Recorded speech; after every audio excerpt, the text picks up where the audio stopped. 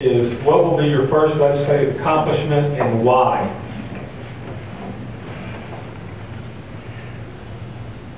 Okay, I can go that two ways. One is, first off, the very first thing that I would put in is term limits, because I definitely believe a constitutional amendment to get term limits for congressmen and senators should be there.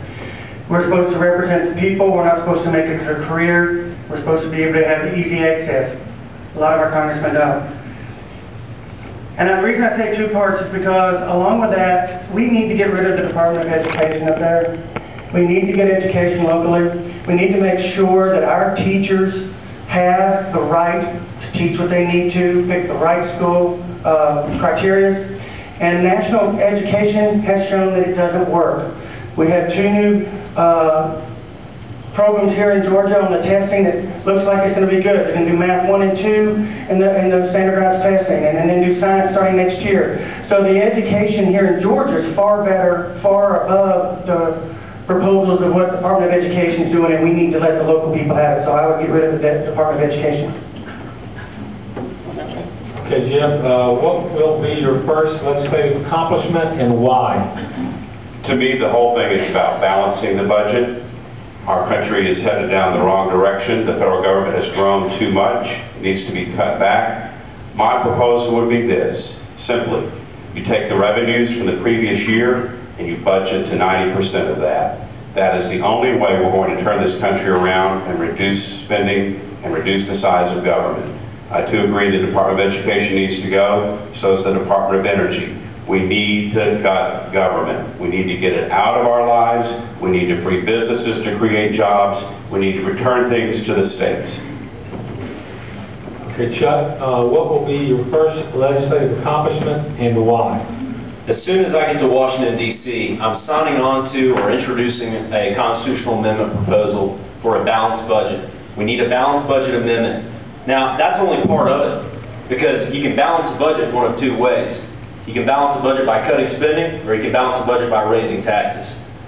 I've already said I will never vote for a bill that contains an earmark. And that's what makes me unique in this race. We have to cut spending.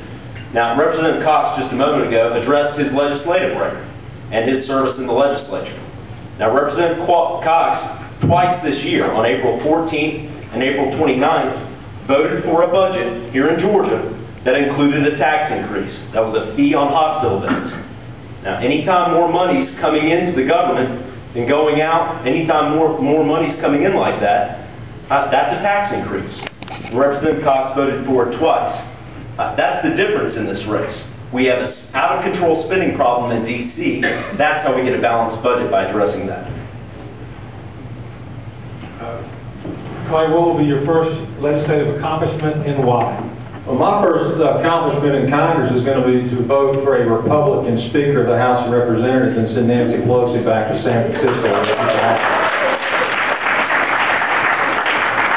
Then I'm going to introduce my business plan for Georgia that you guys can check out at voteclaycox.com. It is a balanced budget amendment to the Constitution implementing the fair tax, repealing Obamacare, eliminating capital gains tax so that businesses, and if you've ever had a job in the private sector, you understand this, businesses will risk capital, grow their business, and create jobs in doing that, and cut the corporate tax to 10%. It's got to be the lowest in the world. It was done in Ireland. They couldn't count the money, and then they lost sight of what they were doing.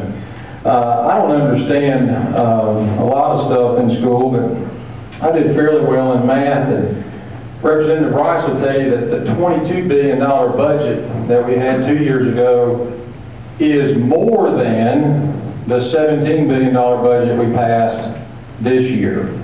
That's how it's called cutting. Just mention. Let's jump over to Rob Woodall, and what will be your first legislative accomplishment and why? Man, I'm not sure who wrote that question down and what you had in mind, but one of the things that I really want to offer in terms of experience on the ground making these things happen is that accomplishment is hard. You know, to go through the talking points, whether it's John Boehner's talking points or Mike Pence's talking points or Tom Price's talking points, you know, introducing a bill is easy. Passing a bill is hard. The first bill that I'm going to introduce is going to be the fair tax. It's going to be H.R. 25. It has to be introduced on day one. And one of the things that will distinguish me from the other folks on this stage may not be passion for the fair tax, but is absolutely the ability to introduce the fair tax. Because I'm the only one on this stage who will be trusted to introduce that fair tax. Otherwise, it's going to go off to another member of Congress from another state. But the first accomplishment is going to be the passage of TARP repeal and stimulus repeal. Right now, that's codified in the Rebound Act. And we can absolutely go to Washington and within the first 100 days send to the President a bill that reclaims all of those unspent dollars. Thank you. Tom Perry, what will be your first legislative accomplishment and why? Well, people in this country are suffering. Even in this county, in this district, they're suffering. The average salary in this district is $68,000 in Congressional District 7. The salary for a congressman is $174,000. I don't see how I can sit here and say I'm going to be your representative and take 3 times the average salary in this district. So as I pledge to you that I'm going to only spend 4 years, I also pledge to you I'm only going to take the $68,000 or so average salary. That will be a savings each year that would eliminate 12 average taxpayers' total tax debt for that whole year.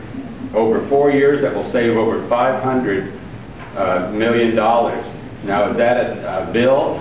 Yeah, it's a self-imposed bill. Talk to the chief, and sometimes they talk about laws for years and years. This one's going to be done right away, and I don't have to get a complete vote of the Congress to do it. And again, like I said, how can I represent you and go up there and take 3 times the salary and all sorts of benefits? Next, Tom Kirby, what will be your first legislative accomplishment and why? As Representative Cox says, I happen to agree. On January the 3rd, it will be to vote for a new Republican Speaker of the House. And I've said that before, and I think that's going to happen with what the American people are going to do across this country, and it's important.